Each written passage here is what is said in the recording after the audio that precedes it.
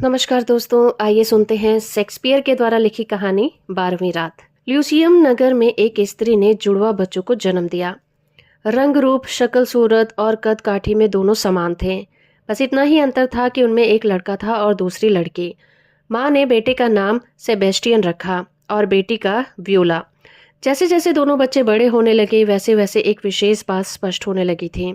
Nature ने दोनों बच्चों की किस्मत भी एक जैसी लिखी थी। कुदरत ने ऐसे करिश्मे को देखकर सभी अचंभित थे। धीरे धीरे समय बीतता गया और दोनों बच्चे बड़े हो गए। फिर एक दिन ऐसा भी आया जब दोनों जलयान पर सवार होकर विदेश यात्रा को चल पड़े। लेकिन अभी वो नगर से कुछ दूर ही गए थे कि समुद्र में भयानक तूफान आने लगा। लहरों में जहाज डगमगाने लगा। नाविक ने उसे सुरक्षित निकाल ले जाने की बहुत कोशिश की, पर उसकी ये जो कोशिश थी वो व्यर्थ हुई। कुछ ही पलों में वो जहाज का एक विशाल चट्टान से टकराकर टुकड़े टुकड़े हो गया। इस दुर्घटना में कई यात्री समुद्र की लहरों में समाकर काल के ग्रास हो गए। इस दुर्घटना में कई समुद्र यात्री मर गए। अनेक लोग तैरते हुए इधर उधर बह गए। परंतु विधाता ने भाई बहन दोनों का जीवन सुनहरी कलम से लिखा था। उनका जीवन अभी भी बचा हुआ था। वो इस दुर्घटना में सुरक्षित बच गए थे, लेकिन एक दूसरे से बिछड़ गए थे। पानी में डूबता तैरता सेबेस्टियन लकड़ी के एक तख्ते पर जा पहुंचा और वो तख्ता उसके जीवन रहने का एकमात्र साधन बन गया। उसने उसे मजबूती से पकड़ लिया और लहरों के थपेड़े खाता हुआ तख्ता पानी में तैरने लगा। खुद को सुरक्षित पाकर उसे अपनी बहन व्योला की याद आई। उसने बेचैन होकर इधर उधर देखा, तभी उसे एक नाव दिखाई दी जिस पर कुछ मल्लाह सवार थे। वो एक लड़की को जल से नाव पर खींच रहे थे। वो लड़की व्योला ही थी। उसने आवाज लगाने की बहुत कोशिश, लेकिन नाव के दूर होने पर लहरों के शोर के कारण उसकी आवाज दबकर रह गई थी। फिर भी उसने बहुत संतोष किया कि उसकी बहन अब सुरक्षित बच गई है। अगर जीवन रहा तो वो उसे दोबारा मिल लेगा। ये सोचकर उसने मन में नई शक्ति का संचार हुआ और वो तख्ते को किनारे की ओर खेने लग गया। इधर व्यूला ने भी अपने भाई को सुरक्षित देख लिया था। उसके मन में भी भाई को पुनः मिलने की आशा जाग उठी थी। इस तरह से तूफान ने दोनों भाई बहनों को एक दूसरे से अलग कर दिया था। बचे हुए यात्रियों को लेकर नाव किनारे पहुंची और सभी ईश्वर का धन्यवाद करते हुए एक एक करके उतरने लगे। लेकिन व्यूला जहाज के कप्तान के पास गई और धीरे से बोली, श्रीमान, मेरा भाई मेरी जिंदगी का एकमात्र सहारा था, परंतु तूफान ने उसे मुझसे छीन लिया है। न जाने वो कहाँ है और किस हाल में होगा। मैं ईश्वर से सिर्फ इतनी प्रार्थना करती हूँ कि वह जहाँ भी रहे खुश और स्वस्थ रहे। मुझे पूरी उम्मीद है कि एक न एक दिन मैं उसे जरूर मिलूंगी, परंतु वो दिन कब आएगा मैं इसके बारे में कुछ नहीं जानती। कप्तान साहब, क्या आप बता सकते हैं कि मुसीबत की घड़ी में मैं कहाँ जाऊँ और किसके पास रहूँ? कप्तान ने दोनों भाई बहन को पहले ही दिन से पिता के समान चाहने लगा था। उसने व्योला के सर पर हाथ फेरा और प्रेम भरे स्वर में बोला, बेटी, मैं जहाज का कप्तान हूँ। मेरा कोई ठिकाना नहीं है, आज यहाँ तो कल वहाँ। मेरी सारी जिंदगी इसी तरह से सफर पर निकल गई। इसीलिए चाहकर भी मैं तुम्हें अपने पास नहीं रख सकता। लेकिन तुम पास के द्वीप पर चली जाओ और ओर्सिनो नामक बड़ा ही धर्मात्मा और दयालु राजकुमार रहता है। वो जवान है, फिर भी अभी तक उसने विवाह नहीं किया है। क्या मैं जान सकती हूँ कि उससे विवाह क्यों नहीं किया? व्योला ने पूछा। वो राजकुमार ओलिविया नामक एक युवती से प्रेम करता था। वो भी उससे बहुत प्रेम करती थी। ओलिविया का एक छोटा भाई था। वो उससे अपने प्राणों से अधिक प्रेम करती थी, लेकिन 6 महीने पहले ही उसका भाई रोगी होकर मर गया और भाई की मृत्यु ने उसके मन पर इतना गहरा आघात किया कि उसने खुद को एक कमरे में बंद कर लिया। तभी से वो सभी सुख त्याग कर अपने कमरे में ही बंद रहती है। वो कभी भी अपने दिल से भाई की याद को नहीं निकाल सकी। यही कारण है कि वो ना तो किसी से मिलती जुलती है और ना ही वो खुद को किसी पर पुरुष की छाया पड़ने देती है। इसी के चलते उसने स्वयं को राजकुमार से भी दूर कर लिया है। इधर राजकुमार दिन रात उसके लिए तड़पता रहता है। व्योला दुखी स्वर में बोली, न जाने मुझे भी मेरा भाई मिलेगा या नहीं। उसके बिना जीवित रहना बहुत कठिन है। कप्तान साहब, आपने जिस ओलिविया के बारे में बताया है, मैं भी उसी तरह भाई के विच्छेद में दुखी हूँ। अगर आप मुझे उस तक पहुँचा दे तो मैं आपका उपकार कभी नहीं भूलूंगी। मुझे पूरा विश्वास है कि वो अपने भाई की मृत्यु के दुख में डूबी ओलिविया मेरे मन की पीड़ा को अवश्य समझेगी और सेबेस्टियन को ढूंढने में मेरी पूरी सहायता करेगी। कुछ देर सोचने के बाद कप्तान बोला, बेटी, शायद तुम ठीक ही कह रही हो, लेकिन उससे मिलना इतना आसान नहीं है। बिना परिचय के वो किसी से नहीं मिलती। उचित यही होगा कि तुम राजकुमार के पास जाओ। वो तुम्हारी कोई न कोई सहायता अवश्य करेंगे और तुम्हारा भाई तुम्हें मिल जाएगा। ब्यूला को ये सलाह सही लगी। उसने कप्तान से विदा ली और राजकुमार से मिलने चल पड़ी। कुछ दिनों की यात्रा के बाद वो द्वीप पर जा पहुंची। उसने एक देहाती युवक का वेश बनाया और राजकुमार के पास नौकरी करने लगी। सभी उसे सिसेरियो के नाम से जानते थे। जुड़वा होने के कारण वो बिल्कुल अपने भाई जैसी दिखती थी। ऊपर से पुरुष वेश में वो पूरी तरह से सेबेस्टियन की तरह ही बना दिया था। चूंकि हर काम में निपुण थी, इसीलिए जल्दी ही उसने सेवा भाव से राजकुमार का मन जीत लिया था। धीरे धीरे वो राजकुमार की इतनी विश्वास पात्र बन गई कि वो उसे अपने दिल की सारी बातें बताने लगा। उसने उसे अपने प्रेम संबंधों के बारे में भी विस्तार से बताया और उसे सहायता करने के लिए कहा। परंतु अब तक व्यूला स्वयं भी राजकुमार से प्रेम करने लगी थी। राजकुमार का सुंदर सलोना और सौम्य चेहरा बार बार उसे आकर्षित करता था। वो मोहित होकर उसकी ओर खींची चली जाती थी। वो मन ही मन सोचा करती थी कि ओलिविया कितनी पत्थर दिल है। उसने इतने सुंदर राजकुमार को रोने के लिए छोड़ दिया है। उसके मन पर इसकी आहों का असर नहीं होता। अगर राजकुमार मुझे मिल जाए तो मैं उसे पलकों पर बिठाकर रखूंगी, उनके चरणों को माथे से लगाऊंगी। एक दिन ओलिविया को याद करते हुए ओर्सियो आंसू बहा रहा था। सिसेरियो से देखा न गया। वो उसके पास आया और स्नेह भरे स्वर में बोला, राजकुमार, आप दिन भर ओलिविया का गुणगान करते हुए आंसू बहाते रहते हो। इसके चलते ना तो आपको कुछ खाने पीने की सुध रहती है और ना ही किसी काम को करने में मन लगता है। मुझसे आपकी ये दशा देखी नहीं जाती। आखिर यूं कब तक आप उसे याद करके खुद को दुख पहुंचाते रहोगे? आप तो उसके नाम की माला जपते रहते हो, लेकिन क्या उसने कभी आपका फिक्र किया है? मुझे लगता है कि उस पत्थर दिल पर आपकी प्रार्थनाओं का कोई असर नहीं होगा। राजकुमार तड़पते हुए बोला, सिसेरियो, शायद ईश्वर ने स्त्रियों का मन ही पत्थर का बनाया है, इसीलिए उसका दिल दुख भरी आहों से भी नहीं पसीजता। एक और तो पुरुष उसका सब कुछ स्त्री पर न्यौछावर करके ही स्वयं को ऋणी मानते हैं, और दूसरी ओर पत्थर दिल औरतों को उनकी भावनाओं और जज्बातों का कोई सरोकार नहीं होता। राजकुमार के मुंह से स्त्रियों के लिए इतने कठोर वचन सुनकर सिसेरियो का दिल तड़प उठा। उसने पुरुष वेश बना रखा था, लेकिन वास्तव में वह थी तो एक नारी ही। वो राजकुमार को बताना चाहती थी कि वो नारी का दिल पत्थर का नहीं होता। उसके दिल में उसके लिए कितनी कोमल और स्नेह युक्त भावनाएं हैं, लेकिन चाहकर भी वो ये सारी बातें उसे नहीं बता सकती थी। काश वो विवश न होती तो अपना दिल निकाल कर रख देती और वो उसे कितना प्रेम करती है ये दिखा देती। राजकुमार पुनः बोला, इस दुनिया में स्त्री के प्यार का विश्वास करना सबसे बड़ी मूर्खता होती है। उसका प्यार चंचल हिरने की तरह होता है, जो अभी भी किसी एक स्थान पर नहीं टिकता। इस बार सिसेरियो अपने आप को नहीं रोक पाया। आखिरकार उसके मन की बात जुबान पर आ गई। वे थरथराते हुए होठों से बोला, राजकुमार, इस प्रकार नारी के प्यार का अपमान न करें। आप नहीं जानते नारी का प्यार कितना महान होता है। अगर मैं स्त्री होता तो बता देता कि नारी का प्यार आसमान से भी ऊंचा और अनंत होता है। उसके सामने संसार के सभी सुख छोटे प्रतीत होते हैं। मुझे इसका बहुत गहरा अनुभव है। राजकुमार आश्चर्य से भरकर बोला, ये क्या कह रहे हो तुम सिसेरियो? क्या तुम अपनी बात का प्रमाण दे सकते हो? उचित समय की प्रतीक्षा करें राजकुमार, एक दिन मैं इस बात को प्रमाण सहित सिद्ध कर दूंगा, सिसेरियो ने आत्मविश्वास के साथ कहा। सिसेरियो मेरे लिए ओलिविया की प्रत्यक्ष प्रमाण है। अगर अगर तुम उसके मन में मेरे लिए पुनः प्रेम उत्पन्न कर दो तो मैं तुम्हारी बात मान लूंगा। मुझे तुम्हारे अंदर वो शक्ति दिखाई दे रही है जिससे तुम ओलिविया को मोहकर मेरे पास ला सकते हो। मित्र, तुम उसके पास मेरे प्रेम का संदेश लेकर जाओ और उसे मेरी वास्तविक स्थिति से अवगत कराओ। मुझे पूरा विश्वास है कि उसका पत्थर दिल अवश्य पिघल जाएगा। अगर तुमने ऐसा कर दिया तो मैं तुम्हारा एहसान जिंदगी भर नहीं भूलूंगा। राजकुमार ने उसके हाथ पकड़कर विनती की। व्यूला के मन पर जैसे किसी ने तलवार से वार कर दिया हो। इस आघात ने उसके चेहरे को पीड़ा से भर दिया। जिसे वो दिलो जान से प्यार करती है, उसका प्रेम संदेश दूसरी युवती के पास ले जाने की कल्पना तक उसका दिल टुकड़े टुकड़े हो गया था। अपने प्रेम को दूसरे के हाथ सौंपने की बात उसे अंदर ही अंदर बुरी तरह से कचोटने लगी थी। कितनी विकट स्थिति उत्पन्न हो गई थी। न चाहते हुए भी वो इस काम के लिए उसे ही चुना गया था। परंतु वो राजकुमार को दिल से चाहती थी, इसके लिए वह बहुत खुश थी और सबसे अधिक महत्व रखती थी। सच्चा प्यार भी वही होता है जिसे आप अपने प्यार की अधिक परवाह करते हैं। इसीलिए सीने पर पत्थर रखकर वो ओलिविया के पास जा पहुंची और राजकुमार की व्यथा बताते हुए बोली, राजकुमारी, वो आपके बिना पल पल मर रहे हैं। उनकी आंखें हमेशा आंसुओं से भीगी रहती हैं। उन्हें ना तो कुछ खाने का होश रहता है, ना ही सोने जागने का।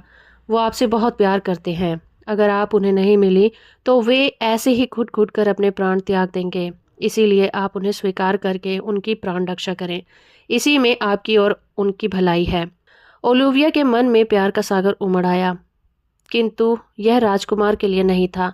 सिसेरियो की प्रेम युक्त बातों, कोमल आवाज और सौम्य चेहरे ने उसे मोहित सा कर लिया था। चूंकि सिसेरियो पुरुष वेश में था, इसीलिए वो उसे पुरुष समझकर मन ही मन उससे प्रेम करने लगी। उस पर सिसेरियो का जादू ऐसा चला कि वो भाई के दुख को भी भूल बैठी। उसने सिसेरियो का हाथ पकड़ लिया और प्रेम पूर्वक उसे चूमने लगी।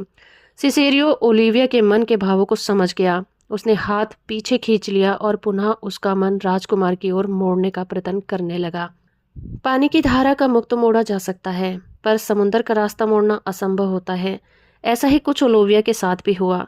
सिसेरियो उसे जितना राजकुमार के बारे में बताता, उतना ही वो उसकी ओर और आकर्षित हो जाती थी। अंत में विनम्र स्वर से बोली, युवक, तुम मेरी ओर से राजकुमार से क्षमा मांग लेना और उन्हें कह देना कि वह मेरे लिए इतने दीवाने ना हों। मैं उनके योग्य नहीं हूँ, इसीलिए वे मुझे भूल जाएं। मैं कभी उनकी नहीं हो सकती। आखिरकार सिसेरियो उसे समझा समझा कर हार गया और निराश होकर राजकुमार के पास लौट आया।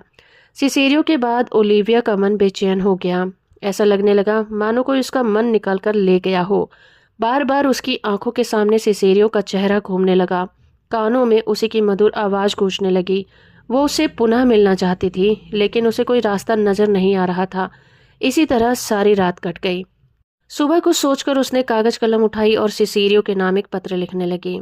प्रिय सिसेरियो, मैं अपने आप में डूबी हुई चुपचाप दिन रात काट रही थी। मुझे किसी से कोई मतलब नहीं था, लेकिन कल तुम बारिश की बूंदों की तरह आए और मुझे अपने प्रेम में पूरी तरह से भिगो दिया। तुम्हारी बातों ने मेरे मन के विचारों की उथल पुथल पैदा कर दी है। राजकुमार का संदेश लेकर तुम मेरे पास क्यों आए थे? तुम तो चले गए, साथ में मेरा सुख चैन और मन चुरा कर ले गए। तुम्हारे साथ बीता हुआ एक एक पल मुझे याद आ रहा है। तुमसे मिलने के बाद मैं तुम्हारी हो गई हूँ प्रियतम। अगर तुम्हारे दिल में मेरे लिए जरा सा भी दया है तो एक बार आकर मेरी आंखों को तृप्त अवश्य करो। मैं पलके बिछाए बड़ी बेसब्री से तुम्हारी प्रतीक्षा कर रही हूँ।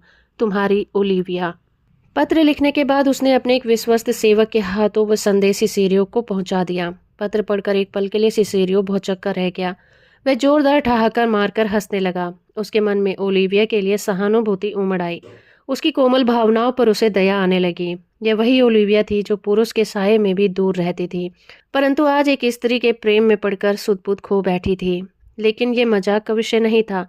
इससे स्थिति और भी गंभीर हो सकती थी। यही सोचकर व्योला पुनः ओलिविया के पास गई और समझा बुझाकर उसका मन अपनी ओर से हटाने का प्रयत्न करने लगी। लेकिन अनेक प्रयत्न करने के बाद भी वो उसकी दीवानगी दूर नहीं कर सकी।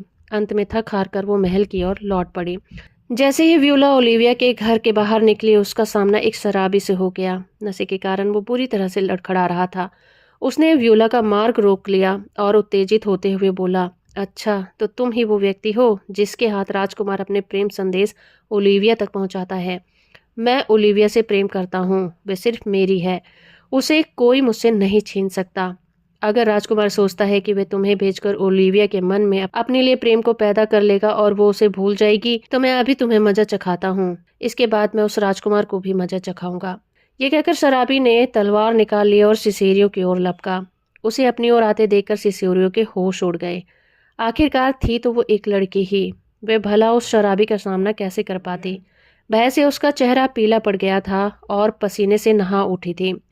वो सहायता के लिए चिल्लाना ही चाहती थी कि तभी उसे एक पुरुष स्वर सुनाई दिया, घबराओ मत सेबेस्टियन, मैं अभी इस दुष्ट को सीधा करता हूँ। अपने भाई का नाम सुनकर व्योला चौंक पड़ी। उसने पलटकर देखा तो गली के कोने में एक व्यक्ति तेज तेज चलता हुआ आ रहा था। वो व्योला के लिए अजनबी था। पास आते ही उस अजनबी ने शराबी का हाथ पकड़ लिया और उसके साथ भिड़ गया। पलक झपकते ही उसने शराबी की तलवार छीन ली और उसे लात घूंसों से मारने लगा। अचानक घटी इस घटना ने व्योला को बेसुध सा कर दिया था। इससे पहले कि वो कुछ कह पाती, दो सैनिक आकर अजनबी के हाथों में हथकड़ी पहना दी और उसे घसीटकर थाने ले गए। अजनबी चीखते हुए बोला, देख क्यों रहे हो सेबेस्टियन, मेरी मदद करो। व्योला को जैसे कुछ सुनाई दे रहा था। वो एक टक उस अजनबी को देख रही थी। अजनबी ने उसे पुनः पुकारा, सेबेस्टियन, इस प्रकार बुत बनकर क्यों खड़े हो? मेरी मदद करो। भूल गए मैंने तुम्हें समुद्र से निकालकर तुम्हारी रक्षा की थी? इस समय भी मैं तुम्हारी प्राण रक्षा के लिए ही इस शराबी से उलझा था, लेकिन मेरी मदद करने के बदले तुम चुप खड़े हो। अजनबी की बात सुनकर व्योला जैसे नींद से जागी। उसकी चेतना लौटने लगी। धीरे धीरे उसके दिमाग में सारी बातें स्पष्ट होने लगी। वो समझ गई कि अजनबी अवश्य मेरे भाई का मित्र है। उसका ये मतलब था कि उसका भाई अभी जीवित है। ये सोचकर उसका मन प्रसन्नता से भर उठा। लेकिन इससे पहले वो कुछ सैनिकों को कह पाती, वो उसे घसीटते हुए वहां से लेकर चले गए। व्योला ने इधर उधर देखा, तब शराबी भी वहां से 9-11 हो चुका था। कहीं वो लौट ना आए, ये सोचकर व्यूला तेजी से आगे बढ़ गई। जैसे ही व्यूला गली से बाहर निकली वैसे ही दूसरे छोर पर सेबेस्टियन ने गली में प्रवेश किया। अभी वो गली के बीचों बीच पहुंचा ही था कि शराबी पुनः लौट कर आया। इस बार उसके साथ 2 हट्टे कट्टे गुंडे भी थे। उसने सेबेस्टियन को व्यूला समझकर घेर लिया और उसे झिड़कते हुए बोला, तूने मुझे अपने साथी के हाथों पिटवाकर बहुत बुरा किया। मैं तुझे नहीं छोड़ूंगा। देख मैं तेरी कैसी दुर्गति करता हूँ। ये कहकर तीनों गुंडों ने तलवार निकाल ली और सेबेस्टियन पर हमला कर दिया। लेकिन सेबेस्टियन भी एक उत्कृष्ट कोटि का तलवारबाज और बड़ा ही चुस्त लड़का था। वो उनके वार पर बच गया और तेजी से तलवार निकालकर उनका सामना करने लगा। देखते ही देखते उसने तीनों की तलवारें काट डाली और मार मारकर उन्हें वहां से भगाने पर विवश कर दिया। तब तक शोर शराबा सुनकर ओलिविया भी बाहर आ गई। सेबेस्टियन को अकेले तीनों लड़कों से धूल चटाते हुए देखकर बुरी तरह से आसक्त हो गई। वह उसे सिसेरियो समझ रही थी। उसने उसका हाथ पकड़ा और उसे प्रेम पूर्वक अपने महल के अंदर ले आई। सेबेस्टियन बड़ा हैरान था। इस शहर में नया होने के कारण वह ना तो किसी को जानता था और ना ही पहले कभी यहाँ आया था।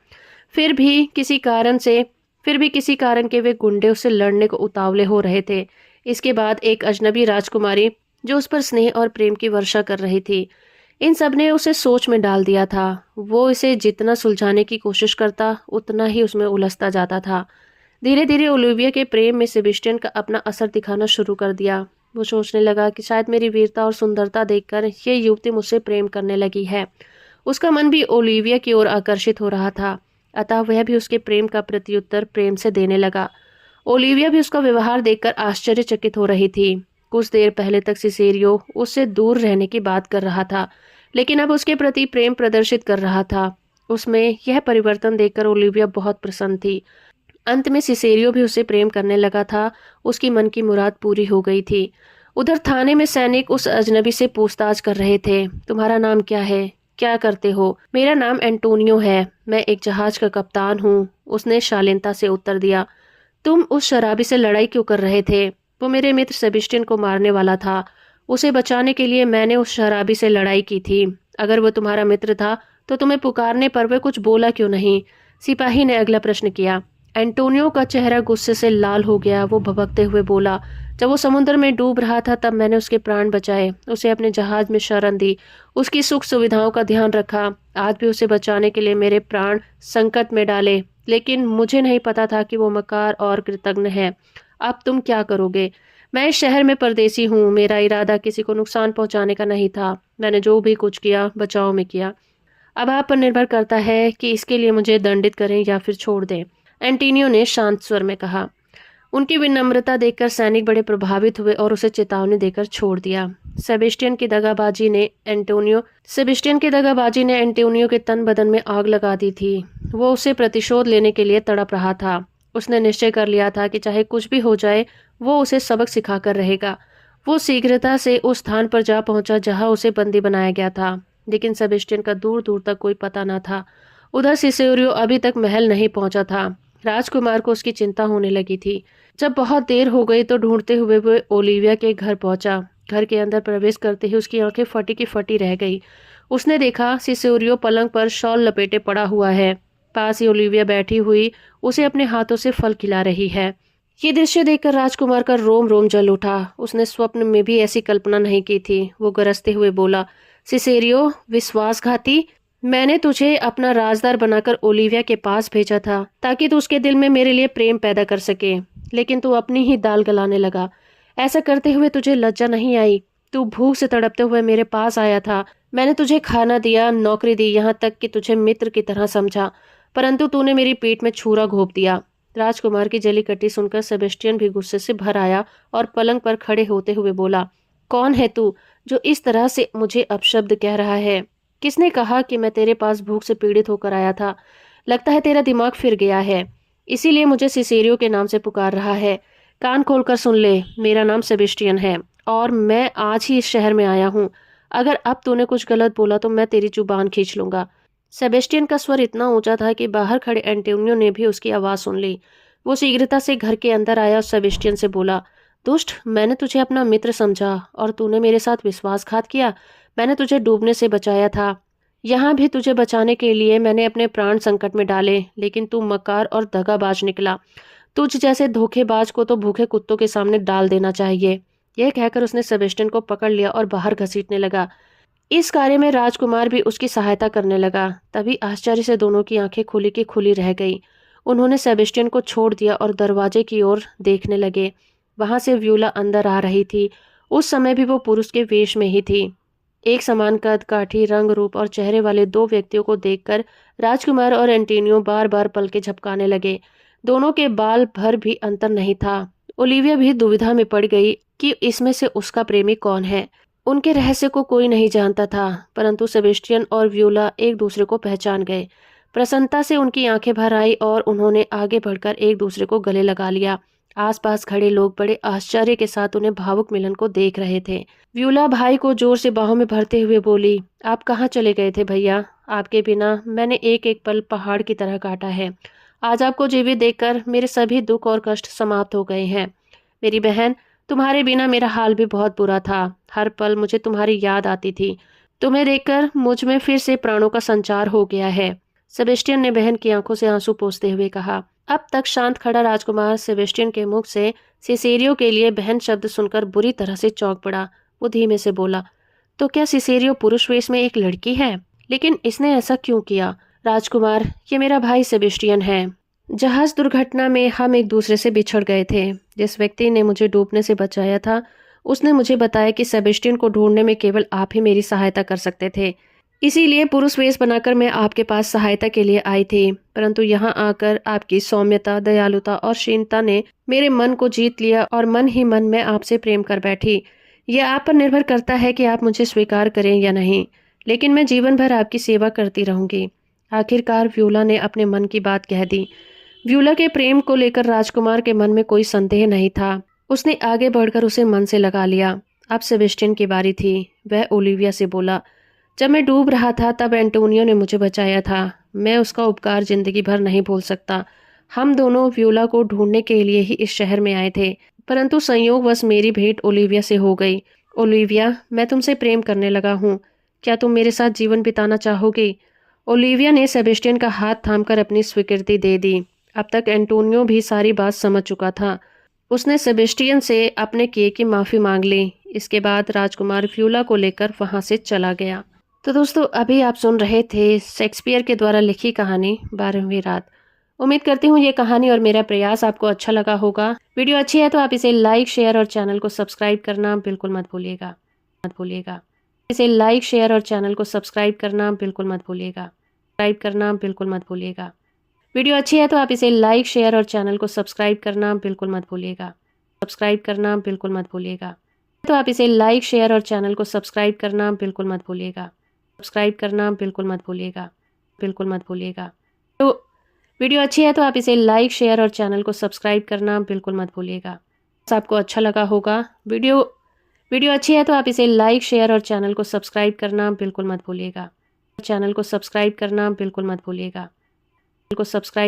बिल्कुल मत भूलिएगा। होगा। वीडियो अच्छी है तो आप इसे लाइक, शेयर और चैनल को सब्सक्राइब करना बिल्कुल मत भूलिएगा। चैनल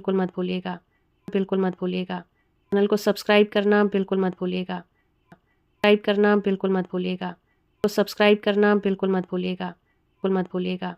शेयर और चैनल को सब्सक्राइब करना बिल्कुल मत भूलिएगा। इसे लाइक, शेयर और चैनल को सब्सक्राइब करना बिल्कुल मत भूलिएगा। शेयर और चैनल को सब्सक्राइब करना बिल्कुल मत भूलिएगा। और चैनल को सब्सक्राइब करना बिल्कुल मत